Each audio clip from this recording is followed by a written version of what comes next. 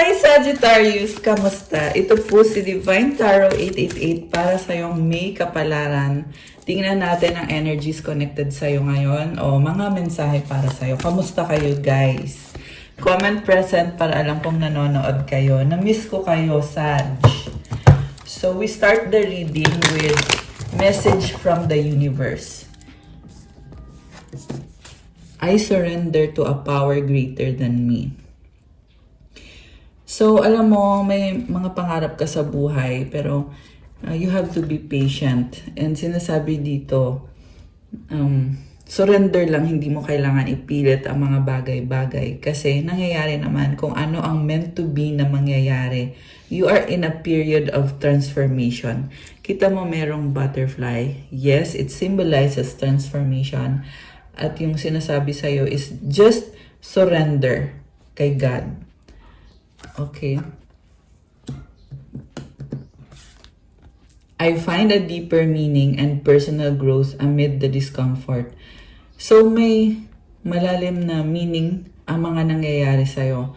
At nagkakaroon ka ng growth, natututo ka ng mga lesson mo sa buhay. Siyempre hindi madali, pero kaya ka din natututo ng mga lesson. Kasi pinagdadaanan mo talaga yung hirap, yung struggle, yung pain. And I just saw 1, 2, 3 angel numbers on the screen. So, it's telling me na kung nasa panahon ka ngayon na nahihirapan ka, ang message sa'yo ng angels mo ay meron ka nang na-accomplish, you are one step closer sa goal mo. At hindi ito ang panahon para huminto. May kahulugan lahat ng mga nangyayari at hindi mo dapat maunawaan lahat. Ang mahalaga is magpatuloy ka and you surrender. My vibes speak louder than my words. So sa vibe mo, nakikita na yung energy mo kung ano yung naa-attract mo. Kahit hindi ka na magsalita, kitang-kita sa'yo na nag-glow ka. Kung hindi maganda yung vibe mo, nakikita din yon, okay? Meron mga butterfly. Again, it symbolizes transformation. So nakikita ko dito, marami atang gumugulo sa isip mo ngayon, Sag. Okay, pero kasi you are someone na talagang ang ganda ng vibes mo. Okay? So wag mong hayaan na yung mga iniisip mo na yan, wag mong hayaan na manatili yan, paalisin mo na yan. Okay? Para ma-maintain mo yung magandang vibes mo.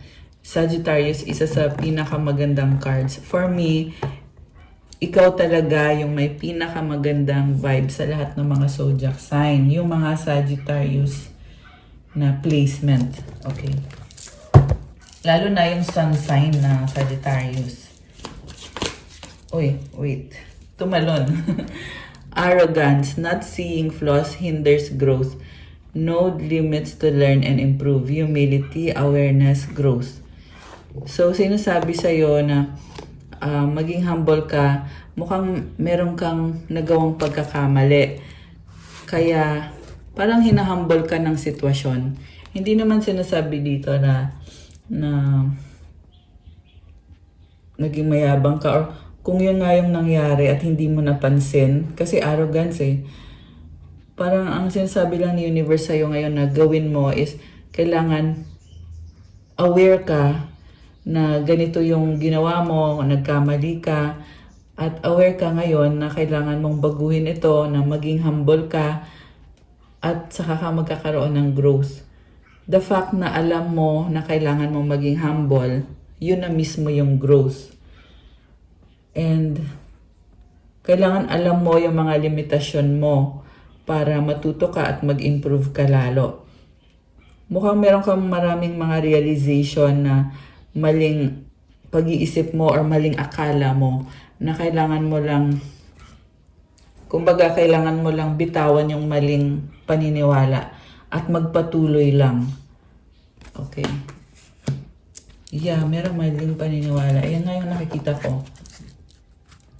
Unseen patterns, change your thoughts, change your life, beliefs, reprogramming. So, baguhin mo daw yung pag-iisip mo para magbago din yung buhay mo. Kasi hindi mo makikita yung pattern eh. Pero, pwede yang nangyayari yan. Hindi yan nakikita ng dalawang mata mo. So, pag binago mo, kaya sinabing reprogramming, ipoprogram mo ulit. Kaya 'di ba merong meditation, merong manifestation kasi inaalis yung maling programming.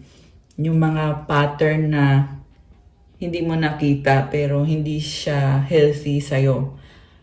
Tsaka yung mga paniniwala. Kasi pag binago mo yung pag-iisip mo, magbabago yung buhay mo at ikaw mismo sa sarili mo, mabibigla ka din na hindi ito yung inakala mong magandang pagbabago. So, in a way, this is actually a blessing.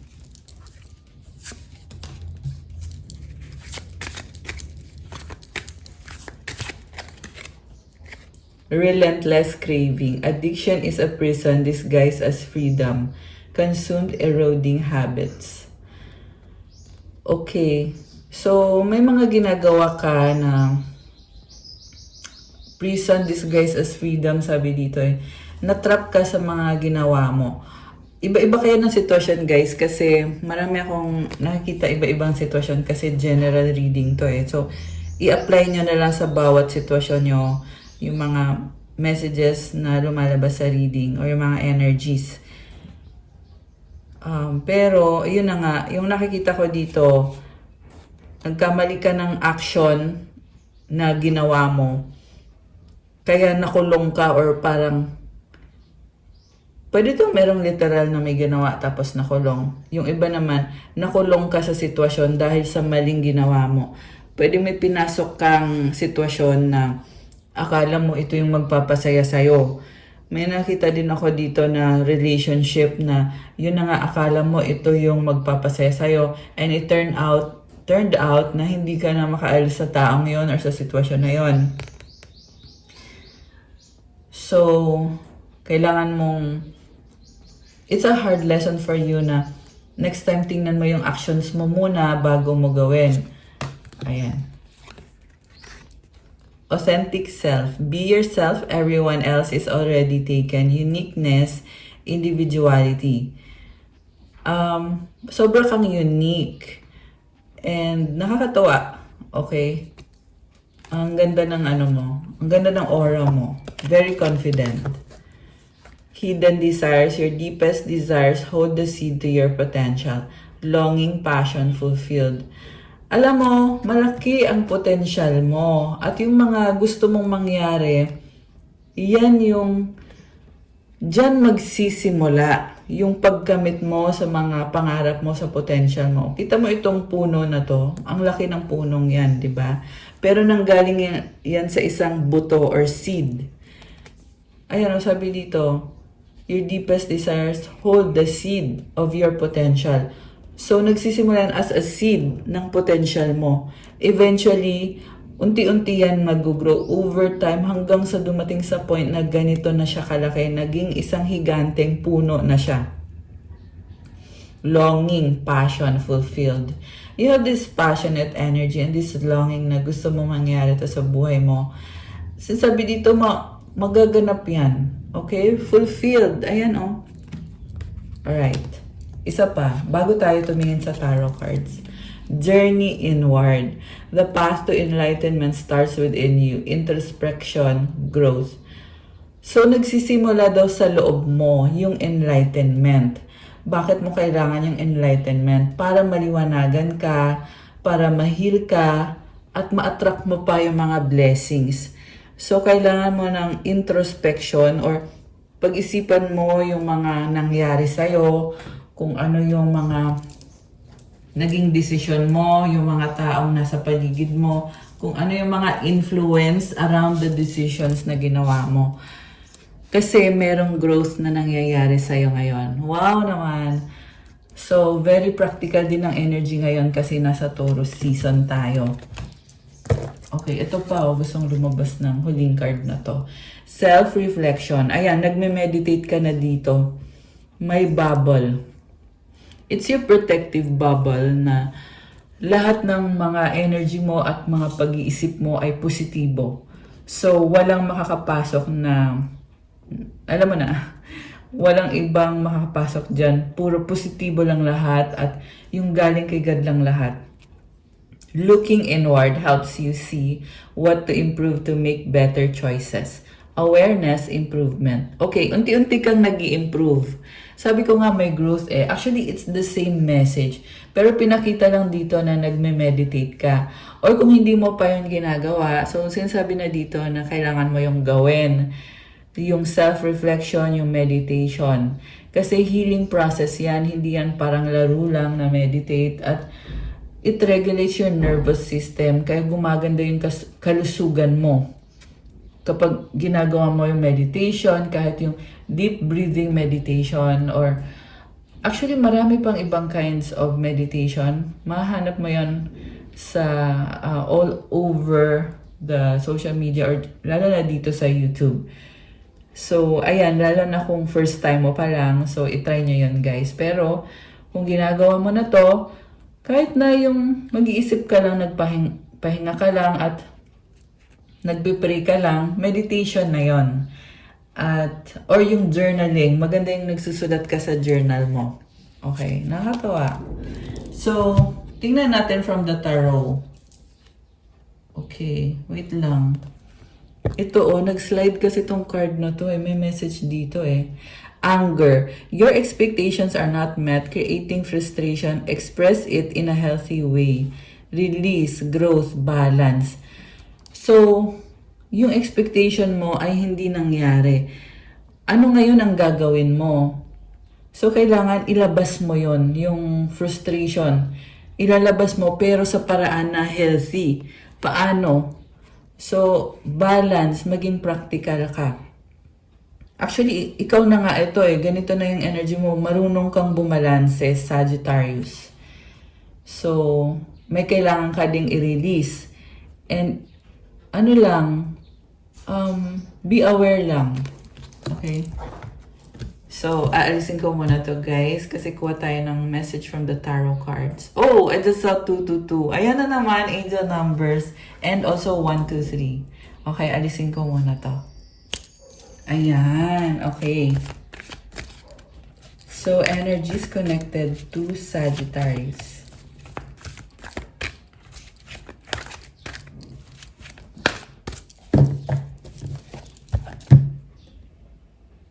Okay. Please like the video. And kung bago kayo, welcome to this channel. Kung matagal na kayong subscribers, thank you so much. So, okay. Tuloy natin, guys. 6 of Air. May sitwasyon na naging mahirap sa'yo, pero binibitawan mo na. So, hindi mo matanggap at first, pero ngayon, sinasabi dito na mas peaceful ka at mas malaya ka pag binitawan mo yung sitwasyon. Okay, mas gumaan. Okay, so nice. What crosses you is Queen of Water. So, medyo conflicted ka kasi marami ka ding pangarap at marami ka ding gustong patunayan sa buhay mo, marami kang gustong gawin at medyo emotional ka dito We have this full moon nung May 1 hanggang ngayon. Syempre, mararamdaman mo yung effect ng full moon na yan. At emotional kasi itong full moon na to. Kaya it brings out kung ano yung kailangan ng baguhin, i-transform, ayusin. Yeah, kasi it's full moon in Scorpio. And nasa Taurus season tayo ngayon as of the recording of this video. Kaya very practical din yung energy.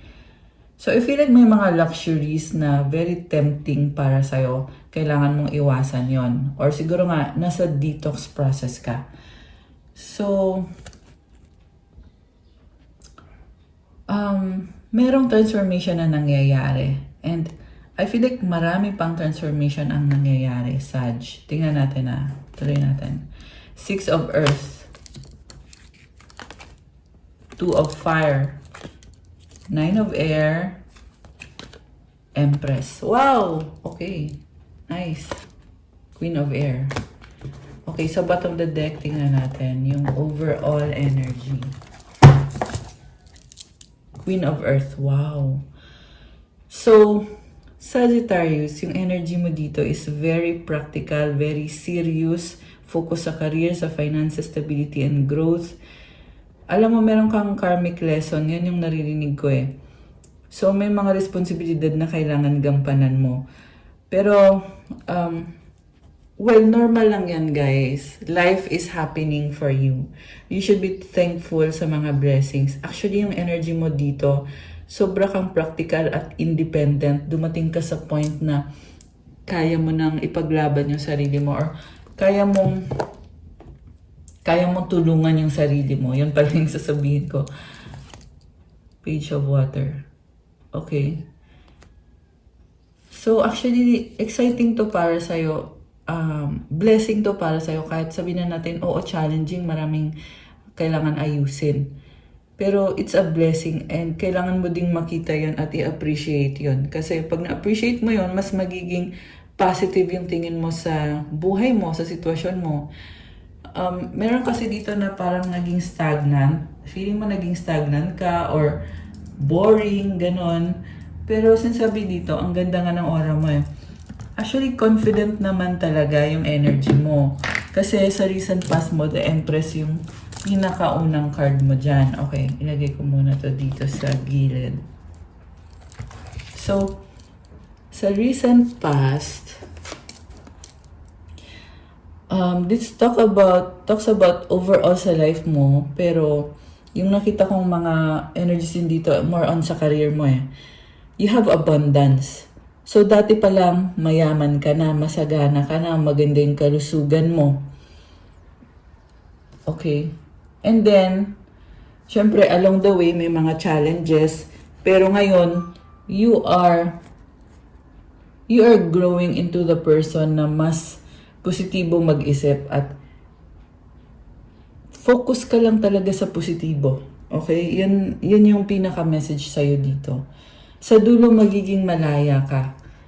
Kahit sabihin na natin na hindi mo pa naaayos lahat ng mga tina-target mo or mga goal mo, pero nakikita ko na dito yung freedom with this 9 of air na nakaangat yung mga wings nitong person dito na mukha siyang fairy. Hindi angel yung wings niya eh. Parang siyang ibon na parang fairy din. Kasi yung tenga niya may pakpak din. Okay? So, okay.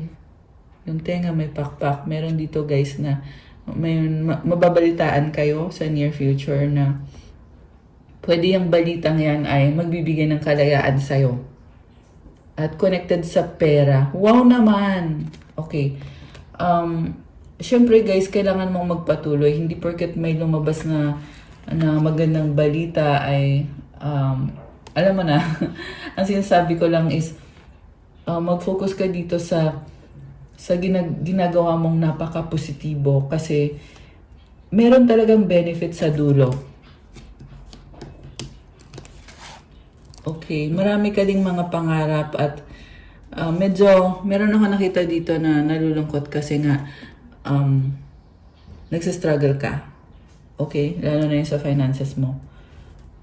So, ayun na nga yung sinasabi ko eh, kahit na nafe-feel mo yon pero yung energy mo kasi dito ang ganda. At hindi mo kailangan kontrolin ng mga bagay-bagay kasi umuusad ka naman. With the 6 of Earth, nanggaling ka sa time na naging down ka, pero umuusad ka. At hindi naman sinasabi dito na perfect na yung buhay mo. Hindi pa, or hindi. Umuusad ka pa lang, pero nasa tamang landas ka na. Merong usa, deer. Ayun, di ba? So, ibig sabihin nitong deer is ano to eh, ibang-iba ka. So, nangyayari itong mga blessings despite the challenges na encounter mo. 2 of Fire sa bottom of the deck. Meron kang nire-research o pinag-aaralan or hinihintay. And wala ka pang ginagawang action dito. Pero naliliwanagan ka. Okay? Merong lampara. Okay. Supportive energy. Tingnan natin. Queen of Air. Yung person na ka-deal mo, 4 of Air. 10 of Fire. Chariot. Okay.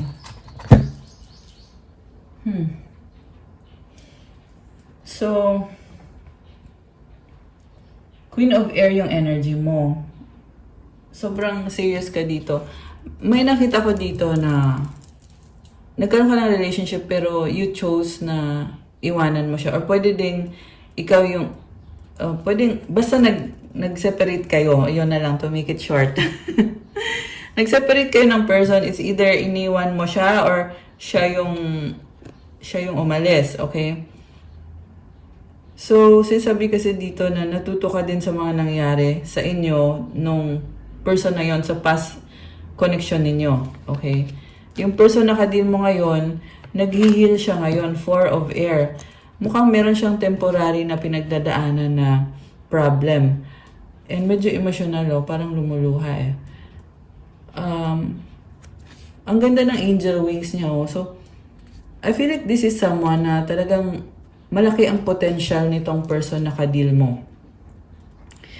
Pero ano bang nangyari sa kanya? Bakit luhaan? Bakit parang, alam mo yon, nakaakap siya sa legs niya. Ayun parang kino-comfort niya yung sarili niya.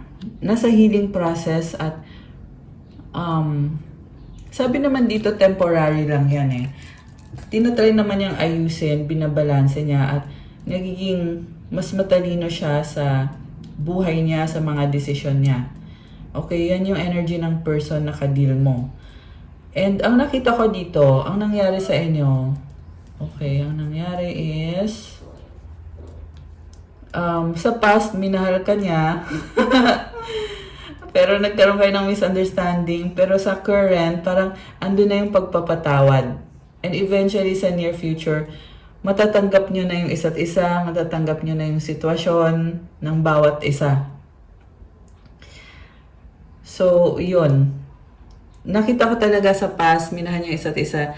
Yung iba sa inyo guys, soulmate nyo yan or twin flame nyo yung person na yan. Grabe naman! Okay. Comment nga kayo kung sino to na nasagot natin ngayon. Okay. Mutual energy is 10 of fire. Ang daming pagbabago. Merong sinusunog na mga papel. So, ibig sabihin, may mga kasunduan na nagtapos, pwede yung kontrata na kailangan magtapos or maraming mga kontrata kasi, ayan, ang daming papel eh. So, it brings an ending. Okay? Ending na ito. So, ano ngayon, kasunod ng ending, yung outcome dito is the Chariot. Wow. So, merong white horse, dark horse, binabalanse mo. So, talagang nakikita ko lumalaban ka, gagawa ka ng paraan sa bawat sitwasyon. Pareho to sa love life mo at sa career mo. When it comes to love life, hindi mo totally sinasarado yung pintuan mo. Kahit sabihin na natin, oo, wala na yung taong yon. So, again, remember, hindi to sa lahat magre-resonate kasi hindi naman ganun ang sitwasyon ng lahat. For some of you, maybe still kayo pa rin, pero ang nakikita ko dito, merong acceptance, forgiveness, balance, parang tinatansya mo or meron dito na parang nagtatry kang kumonect sa taong yan para magkaroon ng harmony. Okay? And number 7, very competitive ka dito kahit 11 on the screen. Ayan, may mga angel numbers. Okay, so sa number 7, nakikita ko na talagang palaban ka. You want to keep this person in your life or at least sinasabi dito na gusto mo magkaroon ng harmony. Kasi nahihirapan ka din naman sa sitwasyon na meron kayo. At syempre gusto mo i-protect yung sarili mo. At yung ginagawa mo na lang ngayon is binabalanse mo. Okay? Not too much and not too little. Yan yung naririnig ko, guys. So, when it comes sa career mo, merong magtatapos ng mga kontrata at eventually, babalansehin mo yung mga bagay-bagay. Oh, siguro nga, tapos na nga at andito ka ngayon sa point na you are doing everything as in lahat ginagawa mo. So, baka nakaka-feel ka na pagod ka. Okay, kaya siguro ito yung card mo. Tingnan mo siya. Pagod. Oo. So, you have to replenish yourself. Siyempre, maintain mo yung magandang kalusugan. 2, 2, 2 ulit. And 1, 2, 3 ulit. Wow. Okay. So, clarify natin ha, yung nakikita kong energy mo. Messenger of Earth. Okay. So, kahit pagod ka dito, meron kang pinaplano. Okay. So, tama naman yan. Wow! Queen of Fire. Okay. Parang pinaprove mo yung sarili mo at talagang alam mo kung anong gusto mo, alam mo kung anong kailangan mo, confident ka, and at the same time, nag-a-adjust ka rin. Nine of Fire. So, papunta ka na sa stars mo. Ayan, sa stars mo. So, yung stars kasi kahulugan yan is yan yung healing, yan yung pangarap, wish granted, wish fulfilled. Yeah, maganda tong message na to, guys. Napakaganda, Sag. Okay. So, yun.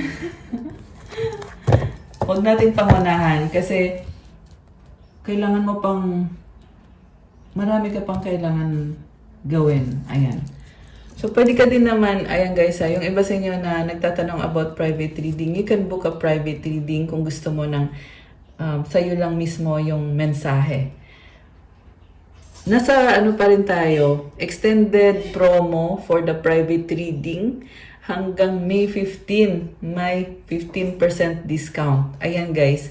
So, i-avail nyo na yan hanggang May 15 po. So, paano po mag-avail? Message nyo ko sa Viber or sa WhatsApp. Click nyo dyan sa description box. Dyan po nakalagay yung ating Viber tsaka WhatsApp.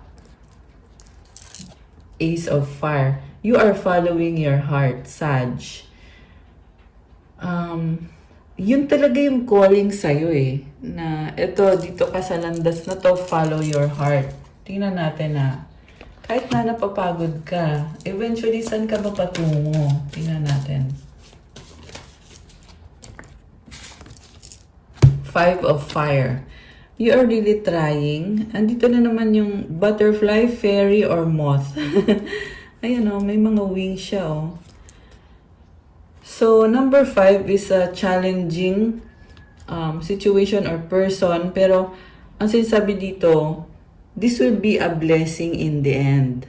Kaya lumaban ka lang. 4, 5, 6. Ayan, may mga synchronized na mga numbers na nakikita natin. Ace of Air, 2 of Water. Okay, so merong susuporta sa'yo, tutulong sa'yo. Okay? In 5 days, 5 weeks, 5 hours, 5 months, kung ano man yan. Basta meron number 5 dito. Okay, baka life path number 5 or 5 yung birthday niya or 23 or 14. So, ayan, nakakatuwa. Very positive naman with the 2 of Water. It's a mutual agreement, understanding, pagmamahal, reconciliation, reconnection. Magaan yung pakiramdam, very refreshing. Kasi gaya dito sa apoy, naging tubig na to. So, it's like you feel na you are replenished by this energy. Bagong idea to. So, baka hindi mo pa yan, ngayon habang pinapanood mo to, baka hindi pa yan nangyayari or hindi mo pa naiisip. Pero, balikan mo bukas. So, madalas kasi nangyayari na gano'n eh, na kunyari, hindi naman nag-resonate yung reading. Pero, kinabukasan, resonate pala. Or after a few weeks or few days, ayun, 8 of Fire. Okay, communication, travel, maraming ganap, merong panda, ang cute. Okay. So, maraming mangyayari pa, Sag. Ayan, may travel ka, may communication ka, napaparating. 8 of Air and the 9 of Earth sa bottom of the deck with, ano pa, the Call and the Strength. Okay. So, very independent, baka nga hyper-independent eh. Mas pinipili mong mag-isa. Ayan. 7 of Water. 5 of Water. Oh, okay. Sobrang emosyonal. Bakit? Ace of Water. Temptation. 2 of Earth. Alam mo, sinasabi dito, yung mga bad energy mo na yan or yung mga pag-iisip, transmute it into a new beginning. Magiging blessing yan para sa'yo. Mag-focus ka, balansehin mo. 2 of Earth kasi yung pinakadulong card eh. This is all about balancing, juggling. Pwedeng feeling mo na nagsasabay-sabay yung mga responsibilidad mo. Pero with the King of Fire, you have this passionate energy. Three of Air. Okay. Ayan, you have this passionate energy. So, ipag-pray mo din to kasi parang feel mo ngayon ibang-iba eh. Bakit ganito nangyayari? Ganyan. So, syempre, kailangan mo ng prayer. Doon ka makahanap ng kasagutan. Aside sa kasagutan, assistance from God. From your angels. Hierophant. Wow! Speaking about prayer. Okay, this is a blessing. So, this is someone na talagang ibang level. Okay? Pwede rin, may nakita din akong Taurus na kadil ninyo guys, or some of you. So, yung energy mo dito is, tingnan mo, you have your tools. Parang yung nakikita ko din dito is, parang ceremony. So, pwede wedding ceremony or mass, kung anong ceremony man to. May mga rings din, oh. It's a blessing para sa'yo. So, galing yan kay God. Sabi ko nga, ipag-pray mo. So, okay, tuloy natin, guys.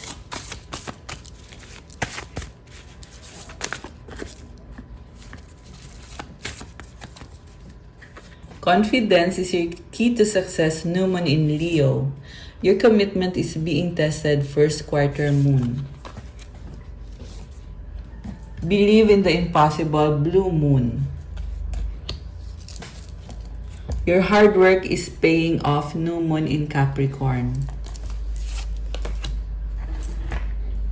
Advice? Okay, tingnan natin. Ano bang advice? Okay, dalawa.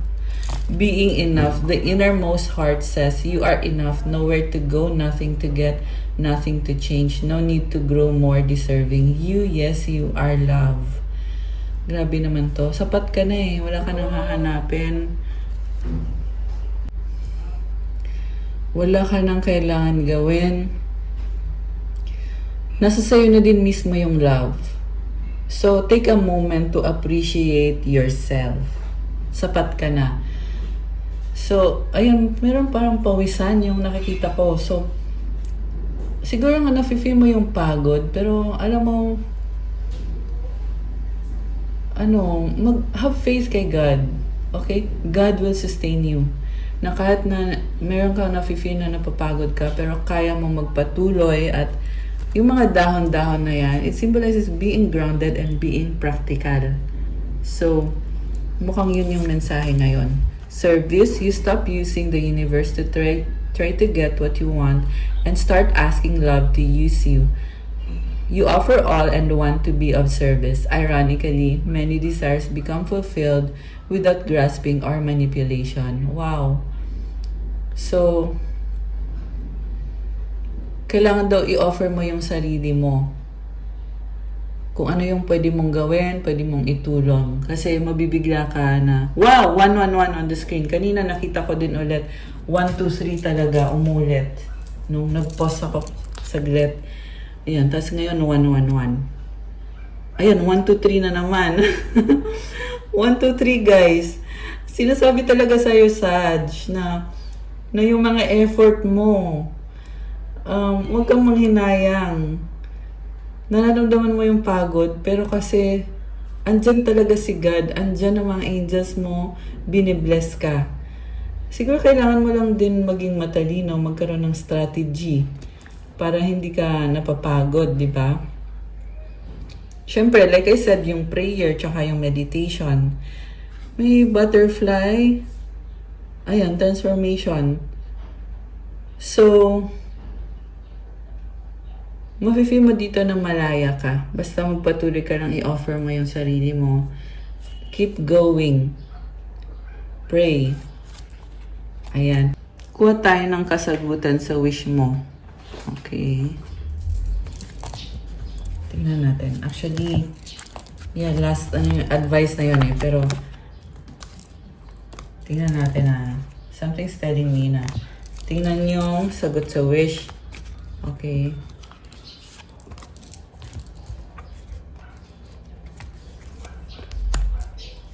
At kuha din tayo ng ito.